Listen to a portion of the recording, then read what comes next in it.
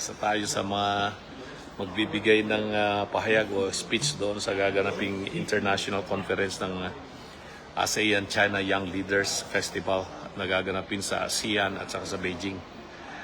So, kaya tayo nandito ngayon sa China muli.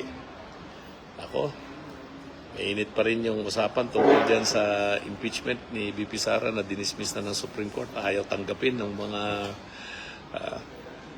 yung mga nagnanais na mapatalsik siya sa pwesto. Kung ano-ano na yung mga binabanggit nilang mga hindi pagsang-ayon sa Supreme Court. Ano kaya kung ang naging desisyon ng Korte Suprema sabihin ay ituloy na yung trial kaagad, huwag nang patagalin. Ako, siguradong magpipiesta sila ng sobra-sobra itong mga mapolitikong mga grupo.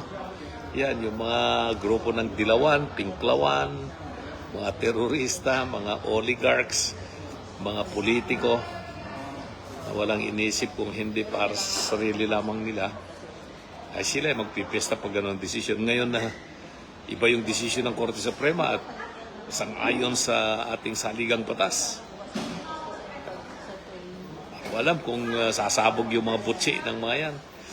Kung ano-ano na yung mga sinasabi na overreaching daw yung Supreme Court at hindi raw dapat makialam sa issue ng impeachment kasi ang Senado raw ang sole judge relating to trial and impeachment.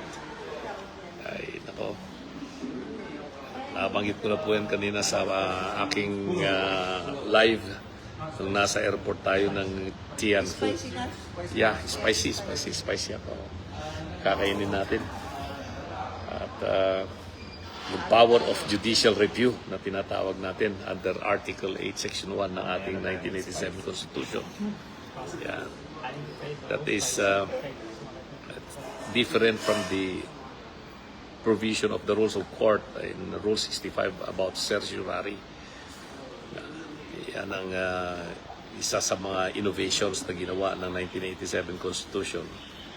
At diyan natin nasubukan ng ating kagalang-galang na Korte Suprema na hindi nila pababayaan ang bayan at ang bansa kung ang isang sangay ng gobyerno ay gumagawa ng mga hakbang na taliwas sa ating saligang batas. At hindi nila papayagan yan.